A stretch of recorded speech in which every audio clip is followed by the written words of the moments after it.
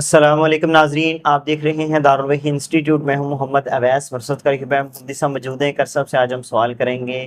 جیسا کہ نیا سال الحمدللہ شروع ہو چکا ہے، محرم یکم محرم سے جو ہے اسلامی سال جو ہے وہ ہمارا وہ شروع ہو چکا ہے، اور اس میں کرنے کے کام جیسے کہ ابھی غلاف کعبہ کو بھی چینج کر دیا گیا ہے، اس میں کرنے کی کام، اس میں کرنے کا عمل اور خاص وظائف وہ آج ہم شخص سے پوچھیں گے کیا کرنے چاہیے۔ جی شیخ۔ وعلیکم السلام ورحمۃ اللہ وبرکاتہ۔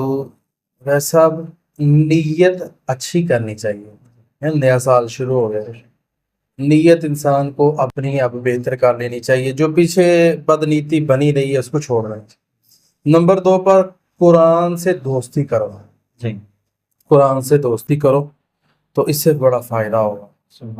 تو دنیاوی لحاظ سے کل میں سن رہا تھا ایک لڑکی کا، وہ کہہ رہی تھی کہ میرے سر نے کہا کہ کتابوں سے شادی کر لو تو اس سے آپ کو بڑا فائدہ ہوگا، اور وہ بڑی اچھی سپیچ دے رہی تھی، سر پہ بڑی خوش ہو رہی۔ تو میں کہتا ہوں کہ قرآن سے دوستی کر لو، دنیا کی کتابیں تو دنیا میں رہ جانی ہے، قرآن آگے بھی جائے گا۔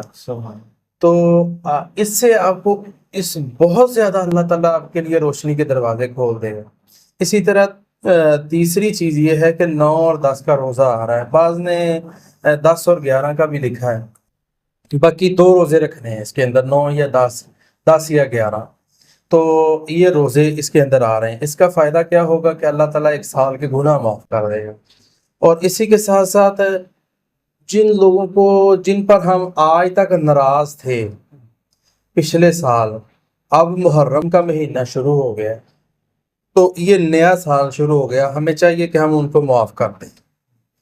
اسی طرح صدقہ دیں، اگر ہم صدقہ نہیں کرتے زیادہ سے زیادہ صدقہ کریں، استغفار کریں، اللہ سے معافی مانگیں، اور اس کے ساتھ ساتھ کربلا سے وفا کریں۔ وہ کیا ہے؟ جیسے حضرت حسین رضی اللہ تعالیٰ عنہ جو شہید کربلا ہے، اور اس کے علاوہ اور بڑے بڑے قیمتی ہیرے جو اللہ کے راستے میں شہید ہو گئے، ان کے لیے دعا کریں۔ یہ جو لوگ اب آ کے محرم کے اندر ان سے وفا کر رہے ہیں، ہمارا نظریہ اور عقیدہ یہ ہے کہ ہمارا ہر سال اور ہر دن وفا کا دن ہے ان کے لیے، ہر دن ہر لمحہ ان کے فضائل، ان کے لیے دعائیں کرنی چاہیے، کیونکہ وہ جنتی نوجوانوں کے سردار ہیں۔ تو اللہ تعالیٰ ہم کو ان کے نقش قدم پہ چلائے۔ آخری بات میں یہ کروں گا کہ ہمیں حج اور عمرے کے لیے دعا کرنی چاہیے، اللہ تعالیٰ ہمیں حج اور عمرہ کرنے کی بھی توفیق عطا فرمائے۔ بہت شکریہ جی ناظرین، اگلے پروگرام میں پھر حاضر ہوں گے، ہمیں اجازت دیجیے۔ بہترین صدقہ جاریہ حاصل کرنے کے لیے اس ویڈیو کو لائک کریں، شیئر کریں اور کامنٹ کریں۔